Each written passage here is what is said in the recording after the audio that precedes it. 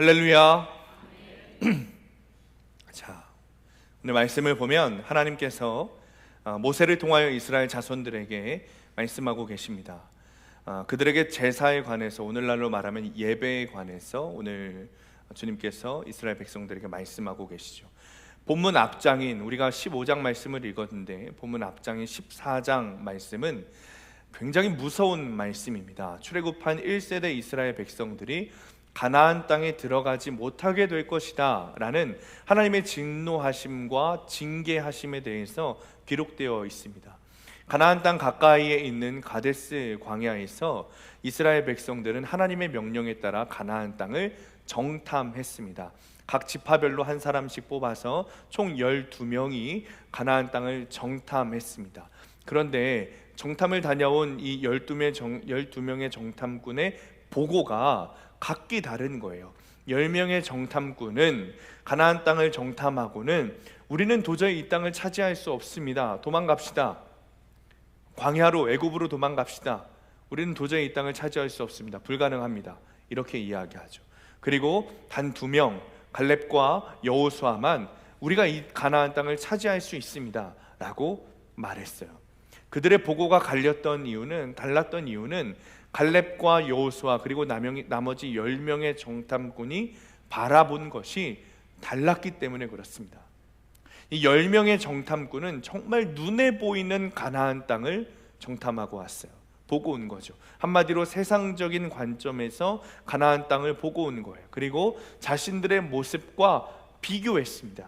그런데 갈렙과 여호수아는 다른 것을 보았다 이 말이죠. 민수기 14장 6절에서 8절 말씀 우리 함께 읽습니다. 앞에 보시면 있습니다. 시작. 그 땅을 정탐한 자 중 눈의 아들 여호수아와 여분네의 아들 갈렙이 자기들의 옷을 찢고 이스라엘 자손의 온 회중에게 말하여 이르되 우리가 두루 다니며 정탐한 땅은 심히 아름다운 땅이라. 여호와께서 우리를 기뻐하시면 우리를 그 땅으로 인도하여 들이시고 그 땅을 우리에게 주시리라. 이는 과연 젖과 꿀이 흐르는 땅이니라. 아멘. 자, 이것이 갈렙과 여호수아의 고백이었습니다. 10명의 정탐꾼은 세상의 관점으로 가나안 땅을 바라보았다면 갈렙과 여호수아는 하나님의 약속을 바라보았어요. 주님께서 우리에게 주시리라 약속한 그 땅은 너무나도 아름답다. 그러니 주님께서 우리를 기뻐하시게 된다면 우리를 그 땅으로 인도하여 주시리라. 우리가 그 땅을 차지하게 할 것이다. 이것이 하나님의 백성이고 하나님과 친밀한 관계를 맺은 사람의 반응인 거예요. 그러니까 하나님께서는 10명의 정탐꾼에 대해서 그리고 그들의 보고를 들은 이스라엘 백성들이 돌아가자 하면서 하나님께 원망하고 모세와 아론에게 원망했던 이스라엘 백성들의 반응을 보시고 어떻게 말씀하셨냐면 하나님에 대해 반역했다고 말씀하셨어요.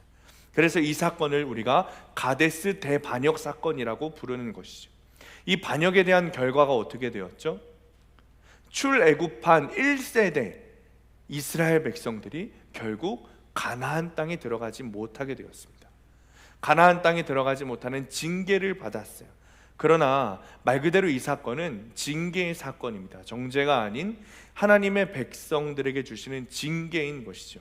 그것이 오늘 본문에 기록되어 있는 거예요.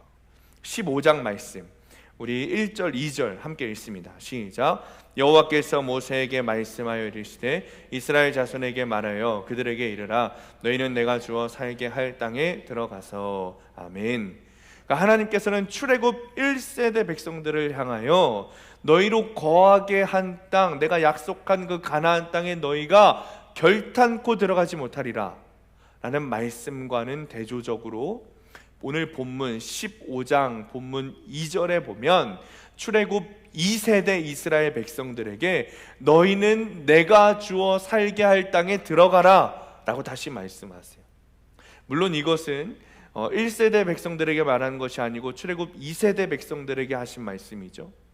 그럼에도 불구하고 이스라엘 백성들에게는 이 말씀이 소망의 말씀이 되었습니다. 우리가 사망의 음침한 골짜기로 다닐지라도 해를 두려워하지 않는 것은 하나님께서 나와 항상 함께하고 계시다는 믿음 때문입니다. 주님의 지팡이와 막대기가 나를 안위하고 나를 지키고 계시다는 믿음 때문인 거예요.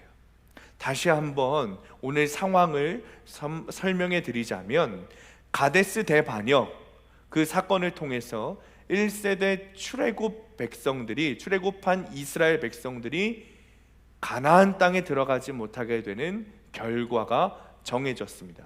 가나안 땅에 들어가지 못해요.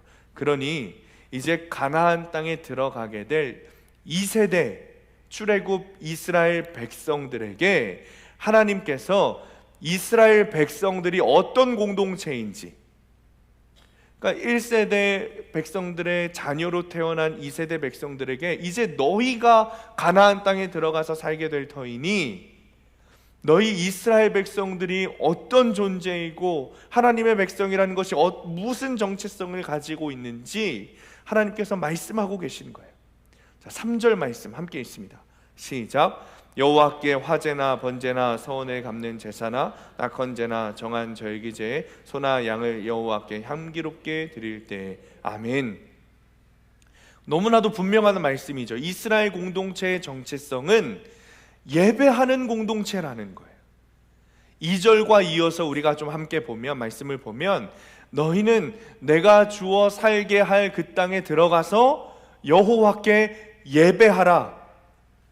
그러니까 10명의 정탐꾼처럼 하나님을 반역하는 백성이 아니라 여호수아와 갈렙처럼 하나님을 바라보고 하나님의 언약을 바라보고 하나님을 예배하는 것이 이스라엘 백성들의 정체성이다 라고 주님께서 친히 다시 한번 말씀해 주고 계신 거예요. 사랑하는 성도님들, 성도의 정체성은 주님을 예배하는 자입니다. 할렐루야. 구원받았다고 끝이 아닌 것이죠. 예수님을 믿었다고 끝이 아닌 거예요. 2절 말씀을 다시 보면 너희는 내가 주어 살게 할 땅, 그 땅에 들어가서라고 했어요. 여러분, 그 땅이 어디죠? 가나안 땅이잖아요. 천국을 예표하는 거예요. 힘들 때만, 어떤 상황이 있을 때만, 지금 이스라엘 백성들처럼 광야와 같은 그런 고난을 겪을 때만 하나님께 기도하고 말씀 보고 예배하는 것이 아니라 가나안 땅에 들어가서도, 우리가 구원을 받고 믿음이 생겨도, 주님께서 나에게 축복을 주셔도, 어떠함이 나에게 없어도 하나님께 예배해야 된다는 것이죠. 그것이 이스라엘 백성들의 정체성이라는 거예요. 여러분, 여기에서 차이점이 있는 겁니다. 그러니까 10명의 정탐꾼은 그 사건만 바라보았어요. 광야에서 가나안 땅으로 들어갈 사건만 바라본 거예요. 그러니 어때요?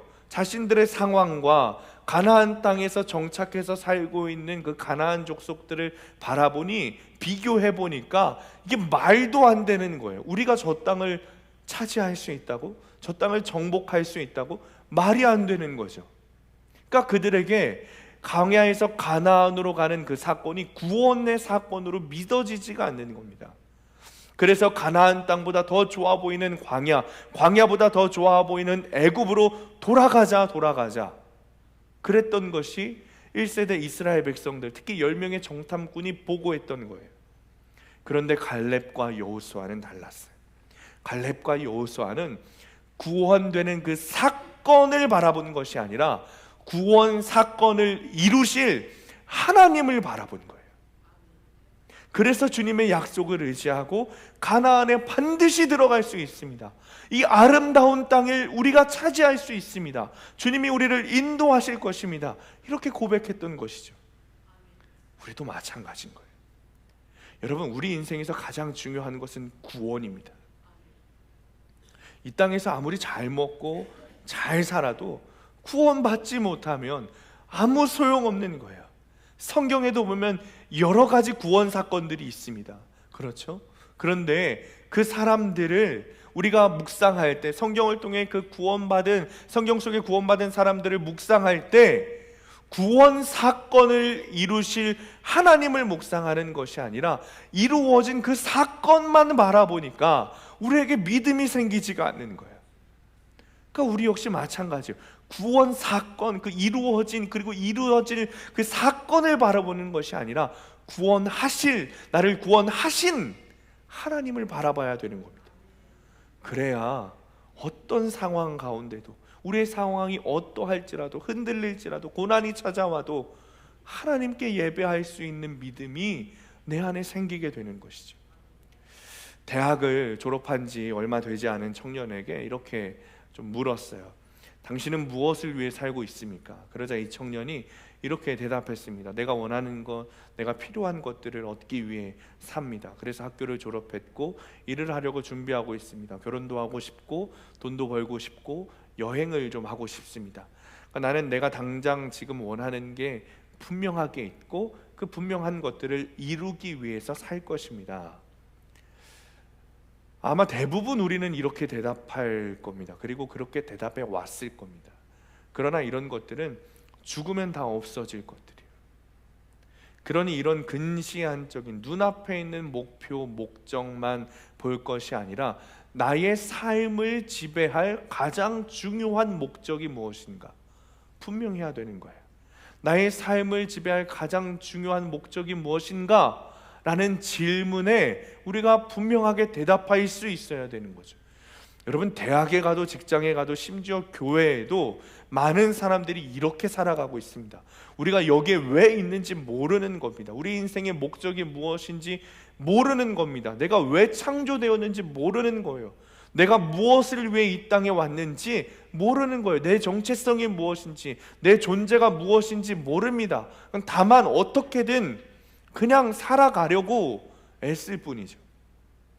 우리는 이것을 영적 기억 상실증이라고 부릅니다. 우리는 여행하고 골프 치고 좋은 차 몰고 좋은 것 먹고 잘 자고 잘 쉬고 아름다운 곳 보면서 즐기지만 이런 것들은 우리의 근원적인 문제를 풀어주지 못합니다. 우리의 근원적인 문제를 해결해 주지 못해요. 그러나 성경은 분명하게 우리에게 가르치기를 하나님께서 우리를 만드실 때, 하나님께서 우리를 이 땅에 보내실 때 분명한 목적을 가지고 만드셨다는 겁니다. 웨스트민스터 소요리 문답 제1문항이 이겁니다. 이렇게 질문하고 있어요. 사람의 제1되는 목적이 무엇인가? 사람의 제일되는 목적이 무엇인가? 사람에게 가장 중요한 목적이 무엇인가? 라는 질문이에요. 그 질문의 대답을 이렇게 하고 있습니다. 사람의 제일되는 목적은 하나님을 영화롭게 하고 하나님을 영원히 즐거워하는 것이다. 사랑하는 성도님들, 우리의 정체성, 우리의 삶의 목적은 하나님을 예배하는 것입니다. 우리는 지금 당장의 욕구를 충족시키기 위해 존재하는 그런 엉터리 같은 존재가 아니에요. 그 정도의 가치를 지니고 있는 존재가 아니라는 거예요. 지금 눈앞에 보이는 그 어떤 것보다 더 크고 더 위대하고 더 영원한 것을 위해 존재합니다. 그것이 하나님을 예배하는 것이고 영원히 하나님을 즐거워하는 것입니다. 하나님은 아무 목적 없이 일하시는 분이 아니세요. 하나님은 지성을 가지고 계신 분이세요. 하나님은 무슨 일을 하든지 분명한 목적을 가지고 계세요. 민수기 14장에 보면 1세대 출애굽 이스라엘 백성들에게 가나안에 들어가지 못하는 징계를 내리시면서도 오늘 본문에 다시 한번 이 출애굽 2세대 백성들, 이스라엘 백성들에게 소망의 말씀을 가르쳐 주시는 이유, 예배를 드려라, 너희는 예배하는 공동체다 라고 가르쳐 주시는 목적이 있다는 것이죠. 우리의 정체성이 하나님을 예배하는 자라는 것을 가르쳐 주시기 위해서 그래요. 우리 삶의 모든 이유, 우리의 삶에서 가장 중요한 것이 하나님을 예배하는 것이라고 주님께서 지금 가르쳐 주시는 겁니다. 교회의 존재 목적도 마찬가지죠. 여러분, 우리 소암교회가 왜 존재하는 것입니까? 하나님께 예배하기 위해 존재하는 겁니다. 교회는 무엇보다 하나님을 예배하기 위해서 이 땅에 존재하는 거예요. 여러분, 예배는 교회의 1차적 목적이에요. 2차적, 3차적도 아니고 이 예배는 교회의 액세서리도 아니에요. 있으면 되고 없어도 되는 그런 것이 아니라는 거죠. 예배는 교회의 1차적 목적입니다. 로렌스 형제라는 분을 여러분 많이 들어보셨을 겁니다. 로렌스 형제는 하나님의 임재 연습이라는 책을 썼습니다. 그래서 하나님과 동행했던 사람으로 굉장히 유명한 사람입니다. 이 로렌스 형제는 17세기에 프랑스 한 수도원에서 평수사로 식당에서 설거지하는 역할을 맡았던 수사입니다. 그런데 그는 늘 주님과 동행하는 사람이었고, 그래서 많은 사람들이 심지어 교황까지 그에게 찾아와서 하나님과 동행하는 방법에 대해서 묻고는 했다는 거예요. 이 로렌스 형제가 나이가 들어서 죽어갈 때 누군가 이렇게 물어봤습니다. 나이가 들어서 죽어가고 있을 때, 침상에서 누워 있을 때 지금 당신은 무엇을 하고 있습니까? 라고 로렌스 형제에게 물어봤다는 거예요.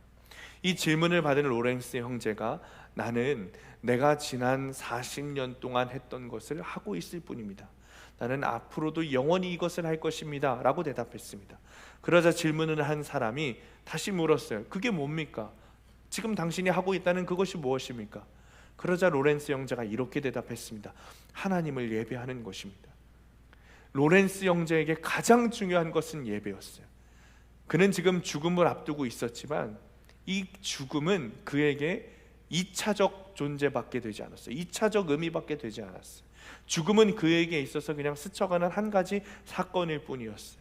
로렌스 형제에게 가장 중요한 것은 하나님을 예배하는 것이었습니다. 그는 40년 동안 하나님을 예배해왔고 여전히 하나님을 예배하고 있습니다. 자신의 맥박이 느려져 서서히 죽어가고 있고 서서히 느려져 가고 있는 것을 느끼는 사람이 당신 지금 무엇을 하고 있습니까? 라는 질문을 받고 나는 지금 하나님을 예배하고 있습니다 라고 대답한 거예요.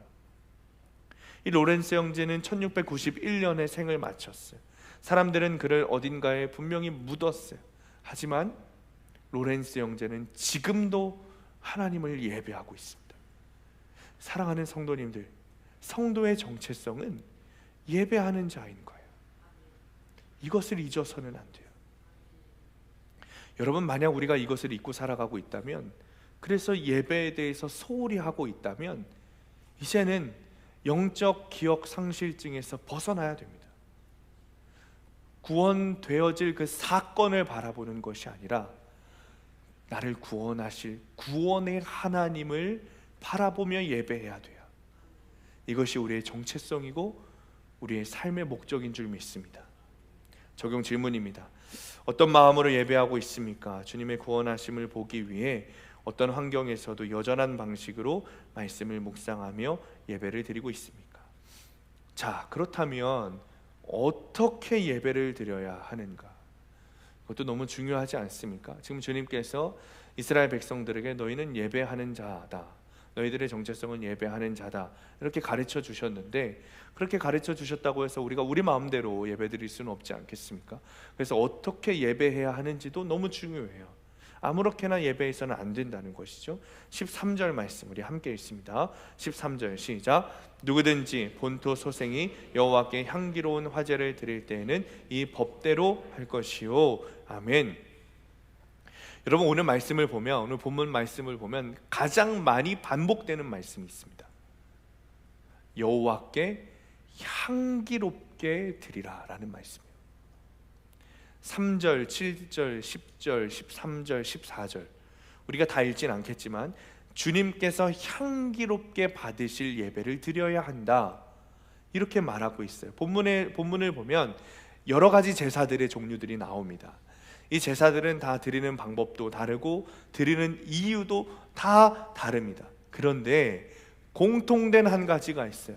어떤 제사를 드리든, 모든 제사를 드리든, 어떤 종류의 제사를 드리든 하나님께서 향기롭게 받으셔야 된다는 겁니다. 레위기 말씀 우리가 묵상했죠. 그리고 지금 민수기 말씀 묵상하면서 우리는 다양한 제사의 방법, 각 제사마다 드리는 제물, 상황에 따른 그런 제사 형식, 여러 가지들을 보고 묵상했어요. 하나님께서는 이런 제사의 방법들을 하나하나 세세하게 가르쳐주고 계십니다. 때로 우리는 이런 모습을 보고 하나님 참 까다로우셔, 하나님 어떻게 이렇게 예민하실까 생각하시는 분들도 있으실지 모르겠어요. 그런데 주님께서 이렇게 세세하게 하나하나 정확하고 자세하게 가르쳐 주시는 이유는 주님이 예민하고 까다로우셔서가 아닙니다. 사람들이 자기 입맛에 맞게 제사 드릴까 봐, 사람들이 편한 대로 예배 드리는 것이 아니라 하나님 마음에 맞게 예배를 드리라는 거예요. 주님의 뜻대로 예배를 드리라는 겁니다. 여러분, 말씀을 보면 향기롭게 예배를 드리라 라고 하는데, 그 앞에 그냥 향기로운 것이 아니라 여호와께 향기롭게, 주님이 향기롭게 느끼시도록 예배를 드리라는 겁니다. 사람들이 향기롭게 느끼도록 예배 드리는 것이 아니라 하나님 보시기에 향기로운 예배를 드려야 한다는 거예요. 여러분, 예배는 영이신 하나님에 대하여 드리는 거예요. 그러니까 우리의 마음, 우리의 영이 정말 하나님을 바라보고 있는가, 이 10명의 정탐꾼처럼 사건을 바라보는 것이 아니라 나를 구원하실 하나님을 바라보고 있는가, 이 갈렙과 여호수아처럼 정말 주님을 바라보며 예배하고 있는가, 진실된 마음, 정말 영과 진리로 예배하고 있는가라는 것이죠. 사무엘상 15장 22절 말씀 보면 사무엘 선지자가 이렇게 말하죠. 사무엘이 이르되 여호와께서 번제와 다른 제사를 그의 목소리를 청종하는 것을 좋아하심같이 좋아하시겠나이까. 순종이 제사보다 낫고 듣는 것이 순양의 기름보다 나으니. 아멘. 여러분, 조금 전에 말씀드렸던 순종이, 사무엘이 했던 말씀, 순종이 제사보다 낫고 하나님의 말씀을 듣는 것이 순양의 기름보다 낫다는 거예요. 제사를 드리지 말라는 게 아닙니다. 순양의 기름을 드리지 말라는 게 아니잖아요. 지금 여기서 헌물하지 말고 헌금하지 말라는 게 아니에요. 그 마음이 중요하다는 것이죠.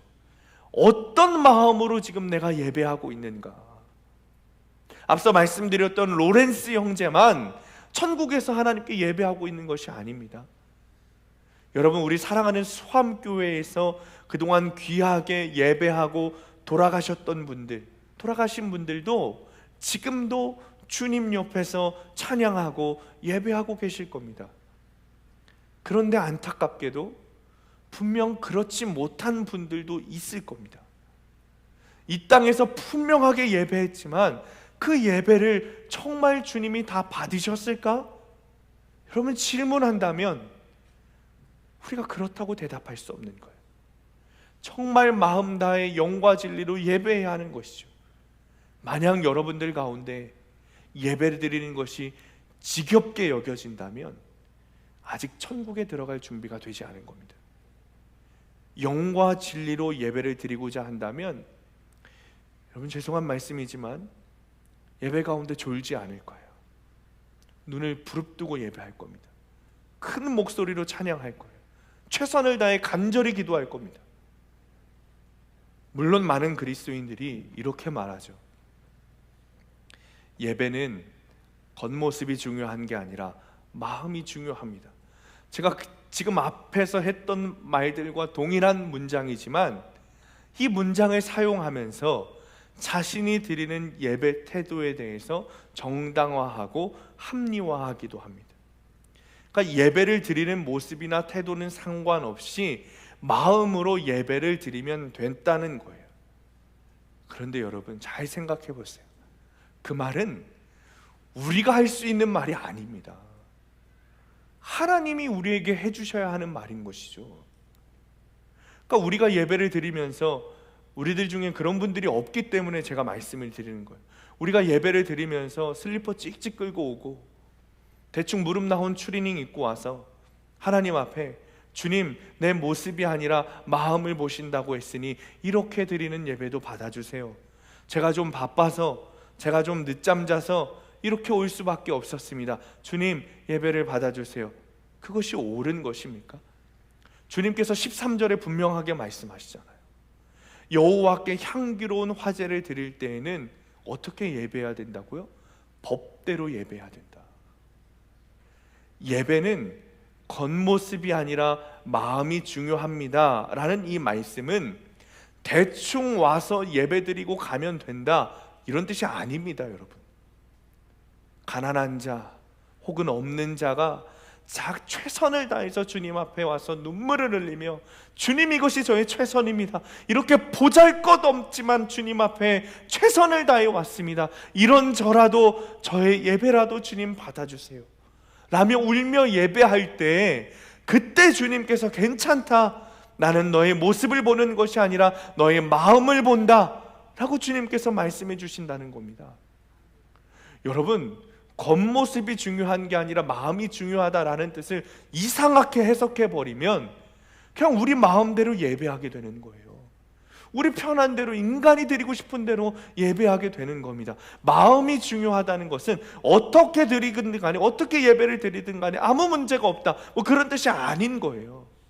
우리의 모든 마음, 최선을 다해서 정성을 다해 예배를 드려야 한다는 겁니다. 그 마음을 보시겠다는 겁니다.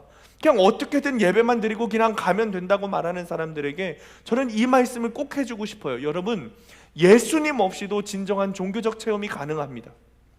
구원받지 못한 사람도, 구속을 경험해보지 못한 사람도 진정한 종교적 체험이 가능하다는 거예요. 그리스도인이 아니어도, 회심하지 못한 사람도, 지옥을 향해 지금 달려가고 있는 사람도 여러분 종교적 체험 얼마든지 가능합니다. 여러분, 창세기에 나오는 가인도 진정한 종교적 체험을 했습니다. 그가 하나님께 말씀을 드렸고 하나님이 그에게 말씀을 하셨어요. 그건 꿈이 아니라 실제적 체험이죠. 가룟 유다도 마찬가지예요. 가룟 유다도 하나님께 기도했습니다. 우리 주 예수 그리스도와 함께 대화했습니다. 진정한 종교적 체험을 한 것이죠. 그런데 그들은 구원받지 못했습니다.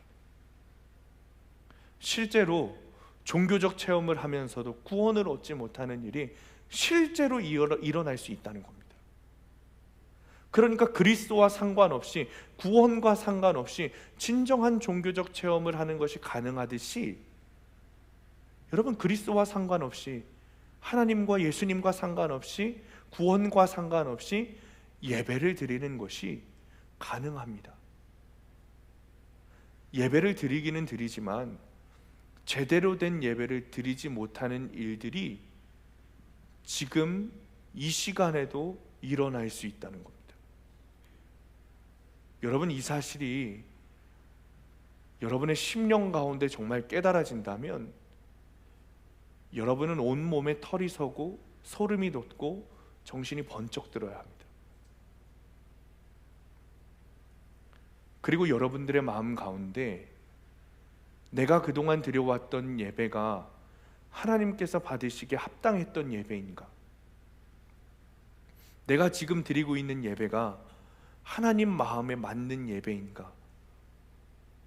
여러분, 이런 고민이 여러분의 지금 머리 가운데, 영혼 가운데 점검되어져야 돼요.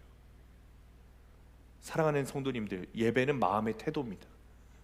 그런데 마음의 태도는 반드시 행동으로 드러나게 되어 있습니다.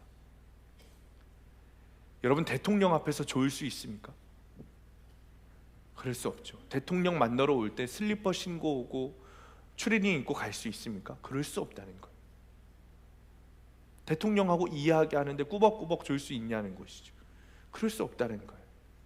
그런데 그보다 더 높고 위대하신 나의 왕 하나님, 주 예수 그리스도를 만나러 오는 이 예배 가운데 그렇게 나올 수 있느냐는 것이죠. 여러분, 지금 예배 가운데 주님을 보러 나오셨잖아요. 하나님 보러 나오셨고 하나님께 예배하러 나오셨잖아요. 그러면 우리의 마음이 어때야겠습니까? 오늘도 그냥 한번 때우는 예배가 아니라 정말 주님을 만나러 나왔다, 그 마음, 그것이 예배를 드리러 나오는 마음의 태도인 것인데, 정말 그런 마음의 태도가 있다면 여러분, 이 자리에 나올 때 최선을 다해서 나올 수밖에 없지 않겠습니까? 우리가 할 수 있는 최선의 준비를 하고 나와서도 주님 앞에 서보니 초라해 보이는 것이 우리의 마음인 거예요. 그러니까 예배는 마음이 중요하다라는 것의 의미는 아무런 준비도 하지 않고 주님, 내 겉으로 보이는 모습보다 마음이 더 중요하자요 하는 것이 아니라, 주님 앞에 최선을 다해 나와서는 주님, 이런 나도 예배하게 하시니 감사합니다. 최선을 다해 나왔지만 저라는 존재가 이 정도밖에 되지 않습니다 라고 고백할 때, 괜찮다, 너의 모습 그대로를 사랑한다, 나는 너의 마음 하나면 충분하다 라고 말씀해 주시는 것이 하나님이 주시는 은혜인 것입니다. 이것이 여호와께서 받으시는 향기로운 예배인 것입니다. 자, 주님께 예배를 드리는 마음의 태도가 중요한 이유 또 한 가지는 우리가 공동체로 예배하기 때문에 그렇습니다. 14절 말씀 우리 함께 있습니다. 14절 시작.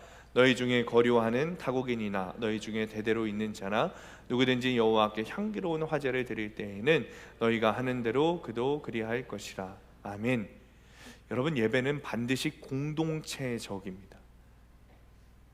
오늘날 우리들의 모습을 보면 아주 개인주의적 예배를 드리고는 합니다. 예배만 드리는 거예요. 공동체로서의 무언가 마음과 주님이 주시는, 붙들어 주시는 그 교회의 역할을 감당하지 않아요. 나만 예배 잘 드렸으면 됐다는 거예요. 근데 그렇지 않습니다. 우리가 읽은 성경이 구약 성경이지 않습니까?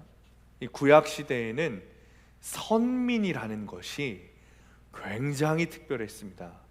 하나님이 선택하신 백성이라는 것이 이스라엘 백성들에게도 굉장히 특별했던 일이고 하나님에게도 특별했던 일입니다. 그런데 그런 주님께서 뭐라고 말씀하세요? 14절에 타국인도 거류민도 다 하나의 예배 공동체로 삼아주시겠다는 거예요. 여러분, 각 사람이 교회이지만 주님은 이 교회를 공동체로 만드셨어요. 그러니까 각 사람이 교회라는 뜻이 뭐냐면, 그 각 사람이 교회라는 뜻이 뭐냐면 머리이신 주님의 한 지체라는 뜻인 것이죠. 그러니까 이게 내가 한 교회니까 나 혼자 따로 예배 드려도 된다, 그런 의미가 아닌 겁니다. 그러니까 각 사람이 교회라는 것은 머리이신 주님 밑에 있는 몸된 우리가 하나하나가 주님의 지체이고 교회의 지체라는 거예요. 그러니 우리는 반드시 공동체로 예배해야 하는 것이죠. 그러니까 너 혼자 교회가 될 수 있다는 것이 아닙니다. 가정 공동체로, 속회 공동체로, 교회 공동체로 우리가 예배해야 되는 겁니다. 14절 말씀 보니까 이렇게 말하잖아요. 너희가 하는 대로 그도 그리할 것이다.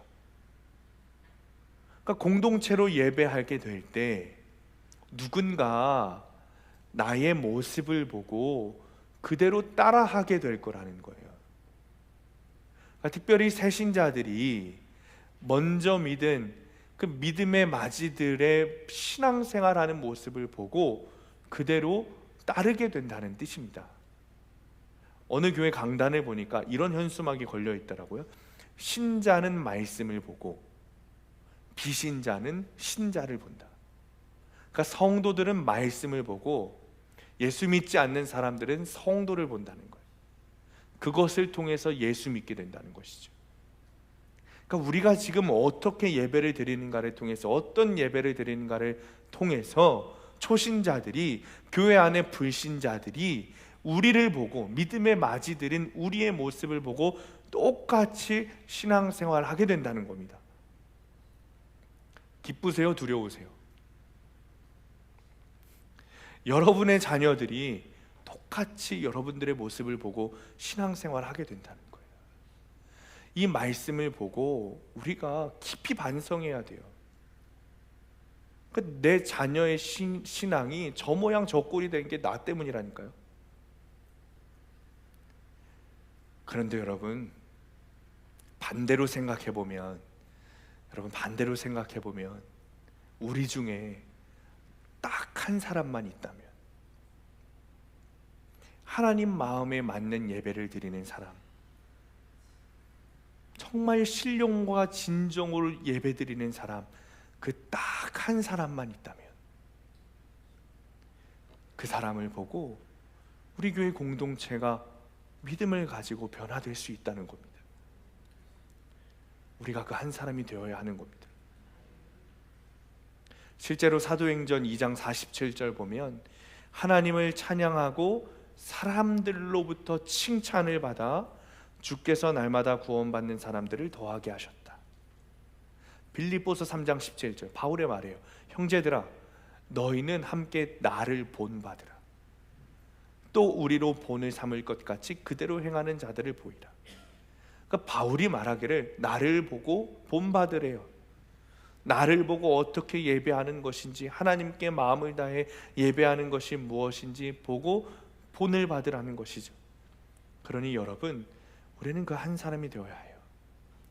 마음을 다해 예배하는 한 사람이 여러분 내가 되어야 하는 겁니다.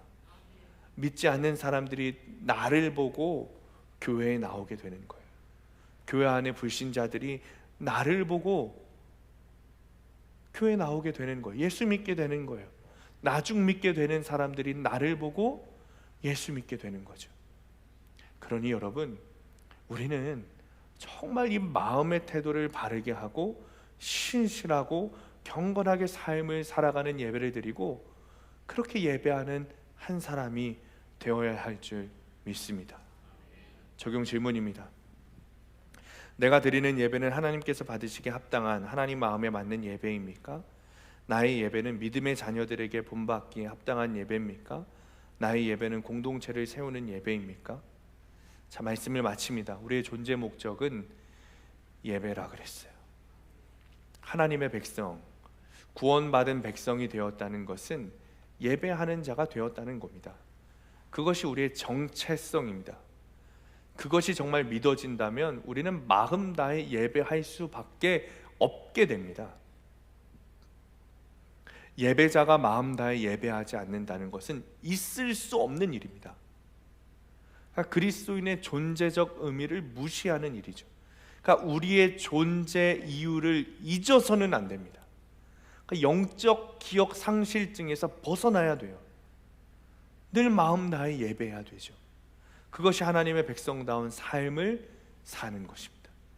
이번 한 주간도 여러분의 삶 가운데서 그리고 교회에서 드려지는 모든 공예배 가운데서 마음 다해 예배하는 여러분들 되시기를 간절히 축원합니다. 말씀 붙들고 기도할 텐데 3절 말씀 붙들고 기도하겠습니다. 여호와께 화제나 번제나 서원을 갚는 제사나 낙헌제나 정한 절기에 소나 양을 여호와께 향기롭게 드릴지니라. 주님, 예배자라는 정체성을 잃지 않게 하여 주옵소서. 아멘. 삶을 살아가며 여러 상황 가운데 어려움에 치여 예배하는 것을 까먹고 살 때가 많습니다.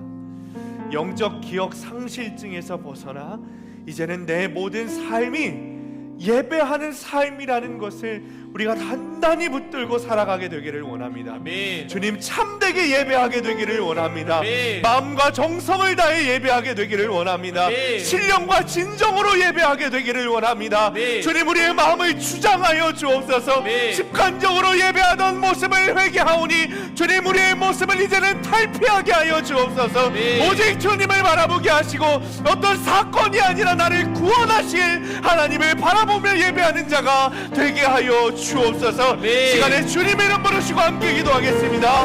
주여, 아버지 하나님 감사합니다.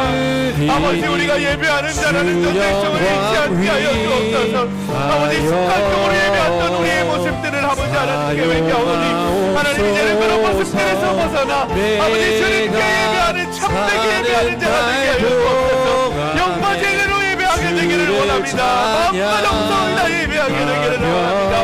하나님, 우리의 마음을 주장하여 주옵소서. 주장하여 주옵소서. 아버지, 우리가 주님 아버지 최선을 다해 주님 앞에 나오기는 하지만 여전히 우리의 모습이 아버지 마음과 모습이 주님 앞에 부끄러울 때가 많습니다. 하나님, 그러나 주님께서 우리의 마음을 보실 수 없고 있으니 주님 앞에 최선을 다해 정성을 다해 예배하는 우리가 되기를 원합니다. 우리의 삶이 예배가 되기를 원합니다. 우리의 마음이 정말 주님께 받아들여지기에 올려드리기에 합당한 예배가 되기를 원합니다. 하나님, 우리의 마음을 받아주옵소서. 우리의 마음이 우리의 삶이 예배가 되게 하시고 온전히 예배하며 온전히 주님께 찬양하며 온전히 주님께 기도하는 우리의 삶이 하나님 도와주시고 역사하여 주옵소서. 우리를 인도하여 주실 줄 믿습니다. 주님께서 인도하실 줄 믿습니다. 주여 감사합니다. 오 주여, 하나님, 우리의 마음이 정말 예배하는 마음으로 바뀌게 하여 주옵소서. 이제는 주님 앞에 온당한 예배를 드리는 우리가 되게 하여 주옵소서. 주님, 우리에게 예배할 수 있는 귀한 기회를 허락하시니 주님 감사합니다. 우리의 삶의 목적과 성도라는 존재의 정체성이 예배하는 것임을 잃지 않게 하옵소서. 그동안 습관적으로 예배하던 모습들을 회개합니다. 습관적으로 주일에만 예배하다 보니 내가 예배자임을 잊어버리고 살 때가 많았습니다. 영적 기억 상실증에서 벗어나게 하시고 이제는 어떤 상황에서도 어떤 순간에도 어떤 시간에도 예배하는 자가 되게 하여 주옵소서. 특별히 참되게 예배하는 그 한 사람이 되기를 원합니다. 나에게 맡겨주신 가정공동체, 속회공동체, 교회공동체를 변화시키는 주님 마음에 합당하게 드리는 예배자 그 한 사람이 내가 되게 하여 주옵소서. 이제는 우리 주 예수 그리스도의 은혜와 하나님의 사랑하심과 성령님의 충만하심이 예배자의 정체성을 잊어버리고 사는 영적 기억 상실증에서 벗어나 진정으로 주님께 예배하며 돌이켜 하나님의 나라로 들어가기로 결단하고 세상을 향해 나가는 모든 성도들 머리머리 위에, 이들의 가정과 일터와 학업 위에, 그리고 사랑하는 소암교회 위에 영원토록 함께 하시기를 간절히 축원하옵나이다. 아멘.